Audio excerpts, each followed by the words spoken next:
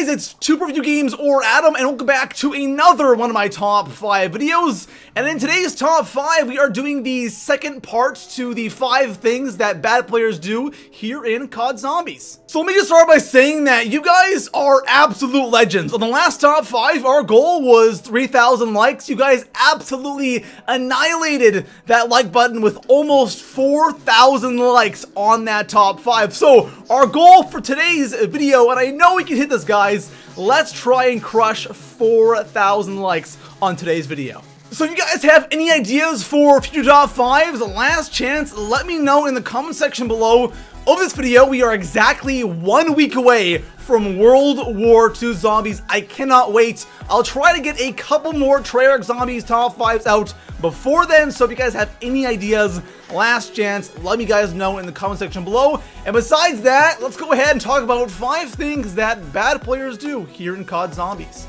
So starting our list off here in the number 5 spot, I have repairing windows in the higher rounds. And this is something that I actually have experience with because it's something I actually used to do. Back in the day when World War Zombies came out, little noob 2Pro was running around Nocturne and Toad in the 20s repairing windows. And it's something that I understand why you would want to do it, especially back in the day, because when Zombies first came out, you know, that was kind of the whole purpose of Zombies, is trying to keep them off of the map. But Zombies has changed a lot, and nowadays when I play Zombies, I want them to get on the map as fast as possible, so I avoid things like Carpenter because I don't want the zombies, you know, sitting at those windows because it slows down the rounds, especially early on in the game.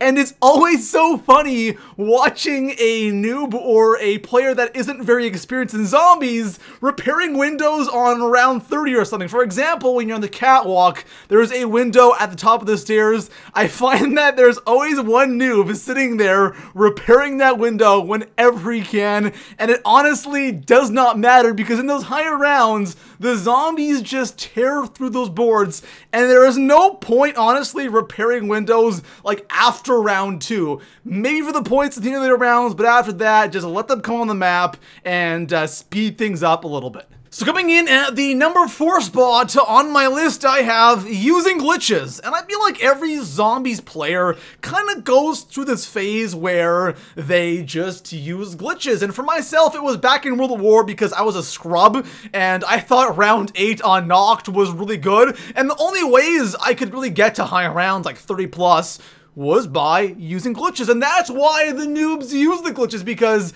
they want to experience getting to those higher rounds, and they want to have that higher round on their leaderboard so they can tell their friends, yeah, I actually got to round 30. Meanwhile, they were just glitching away. I remember in Black Ops 2, it was absolutely insane how many bad players would glitch, because in BO2, that was the first Zombies game that had the ranking system, or some kind of a ranking system, and the BO2 ranking system was really all about performance. You know, the better player you were, you know, the faster you would get those shotgun ranks, and if you were such a bad player, you couldn't even get those shotgun ranks because it was all about, you know, rounds to downs ratio. And if you just had so many downs accumulated, you would just never get to that shotgun rank. But then again, back then, the noobs and also the entire community, honestly, thought that it was all about kills to downs ratio. So these noobs would be glitching all the time, trying to get as many kills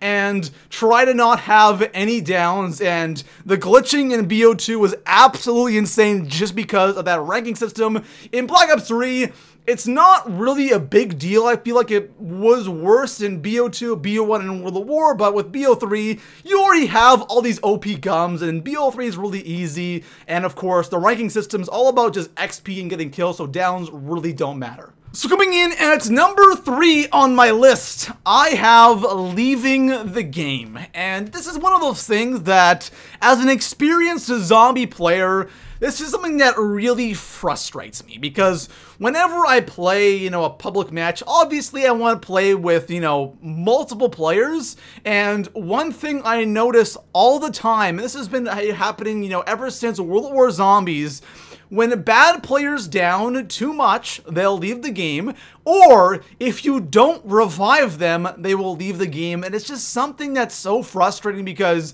you pretty much have to do everything, and it's even worse when, you know, you're playing with 3 noobs and it's just you carrying and backpacking. You're over there sweating your ass off, trying so hard to revive everyone and keep everyone alive and kill the zombies, and then everyone just ends up leaving because they're trash at zombies. Obviously, everyone has a bad game of zombies, right? Nobody's perfect. Everyone's had that brutal game online where they have like 30 downs, they just keep downing over and over again. They're just off their game, and you know, sometimes you leave. You're like, I don't want to play zombies anymore. I'm done with this. But the worst kind of players are when they down once or twice, and as soon as they bleed out, they just instantly leave the game. And that's just so frustrating. Like, why the hell are you even playing a public match online if you're gonna leave after you down once on round 4 or 5? There's really no point even playing. You might as well go play solo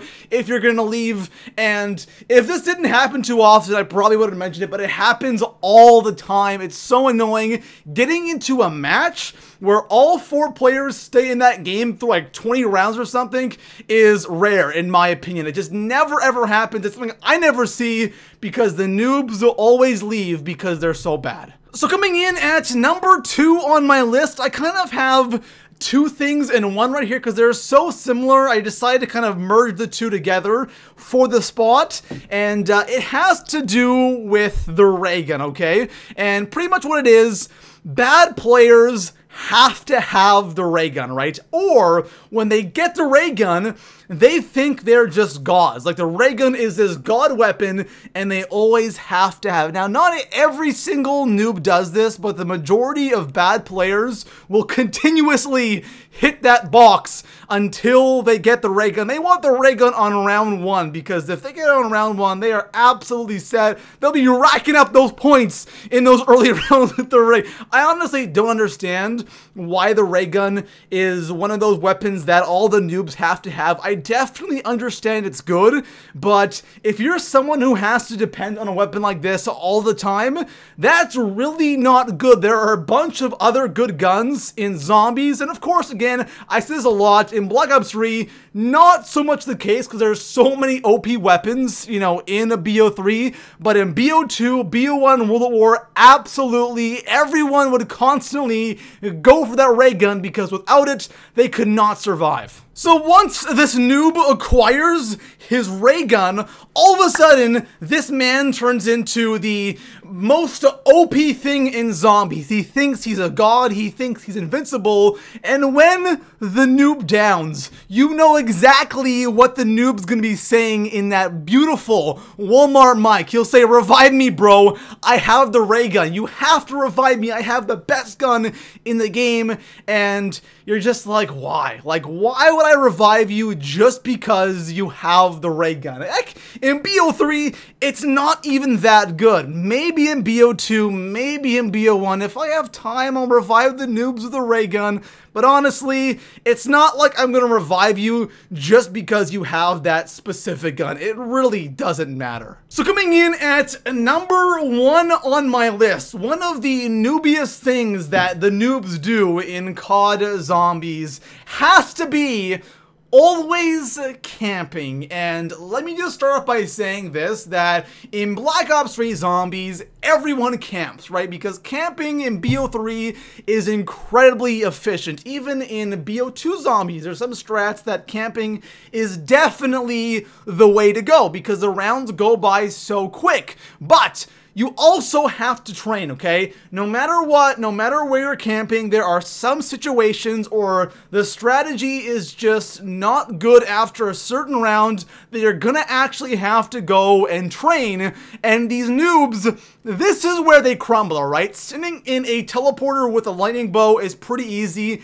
everyone can do it, but as soon as they are forced out of that spot, they might have missed a max ammo, they have no ammo, they have to go and do something, grab a shield maybe, they crumble and they die because they actually have to move. Lately, I've been playing a good amount with randoms on Black Ops 3 Zombies to kind of, give me ideas and so I can observe and see what these noob players are doing. And one thing I've noticed when it comes to camping is if one spot is taken or one spot's just not working out for them, they will find the most random, and I gotta say, sometimes very creative camping spots. Now, these spots usually don't work out too well for them. They'll get overrun pretty quick because it's just not a good camping spot, or they'll move from one spot to the other, and it's kind of weird. It's like if you want to be better at zombies and you want to go for those higher rounds, you want to rank up, you gotta learn how to train, and in every game, eventually, you will have to train. Some camping spots will just randomly fail. They'll be good, but sometimes you'll actually have to go and train, and if you can't do that, then you're kind of screwed. You just cannot camp all the time, and I think this definitely deserves the #1 spot on my list. So there you have it, guys. 5 more things here in COD Zombies that bad players do. I think I might be able to do one more part to the series right here. After that, it's just going to be just really little things that really isn't that significant. And if we do a part 3, it will probably be sometime after World War II Zombies. Besides that, guys, if you enjoyed the video, drop a like always, subscribe for more Zombies content, and I'll see you guys in the next one. Peace out.